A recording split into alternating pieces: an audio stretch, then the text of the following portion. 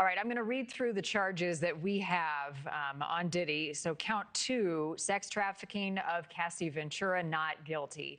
Count 3, the Mann Act transportation on Cassie Ventura, guilty. Count 4, sex trafficking of Jane, not guilty. And count 5, Mann Act transportation of Jane, guilty. Let's bring back Mercedes Colwin. Now as we have these charges being laid out, the most serious of these he is being acquitted for that would have led to life in prison. As David just laid out, now the maximum penalty is 10 years. Any surprises here, and does this make sense where the jury landed based on the evidence and the testimony we heard?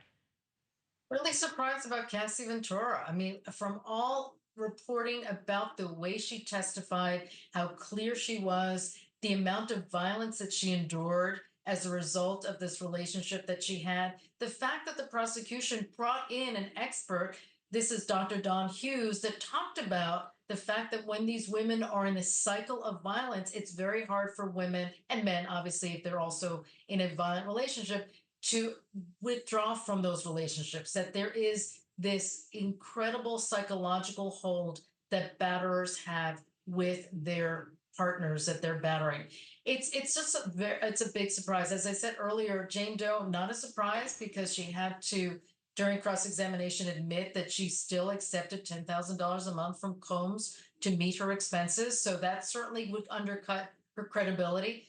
But Cassie was clear that she did not want to engage in these freak-offs, that she felt uncomfortable, that she was subjected to severe violence if she didn't actually acquiesce.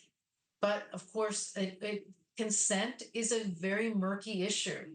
And as someone who is a defense attorney who actually represents individuals who are alleged to have engaged in sexual misconduct, it's murky.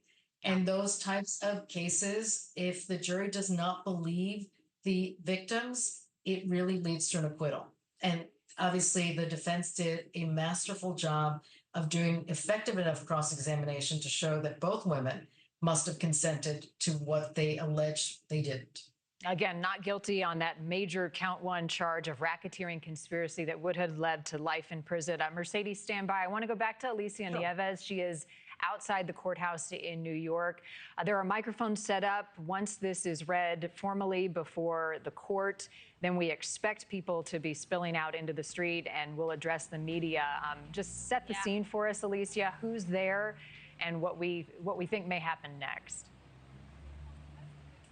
Yeah, you've got to imagine after, beating the most serious charges in this case, to your point there, the racketeering RICO charge, and certainly the sex trafficking charge that Mark Agnifico, one of the attorneys for Sean Diddy Combs, who delivered closing arguments, and maybe even Sean Diddy Combs, if there's a chance of that, will come out and address the public. I don't know if you can see behind me. I'm going to try to step out the way here for a second, but there are hundreds of people who have started to pull out of the courtroom, some of the overflow courtrooms, and they're standing outside waiting eagerly, potentially for them to hear from Agnifico and maybe even from a representative of Sean Diddy Combs. His mother, we know, is in court right now. 6 of his 7 children are in court at the moment, the youngest being a toddler who hasn't been here throughout the trial.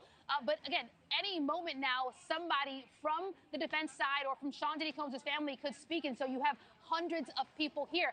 You mentioned the verdict a moment ago. Our producer, who was inside one of those overflow rooms, just came out a few minutes ago, being one of the producers running out the courtroom to give us the verdict a slip. And, one thing she expressed to me was that in the overflow room, as the verdicts were being announced, you cannot, have any outcries or any noise inside the actual courtroom, but in the overflow room, people were screaming and cheering. She said one person actually not fainted, but dropped down to their knees as one of the verdicts came out. That is the verdict of guilty for the Mann Act itself.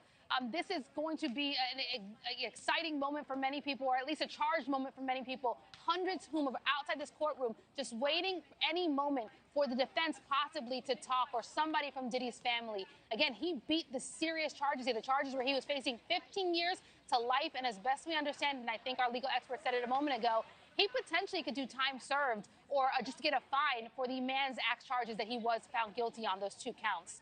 Marni? Thank you for watching. Subscribe below and download our NewsNation app right now on your phone, and you will get fact-based, unbiased news for all Americans.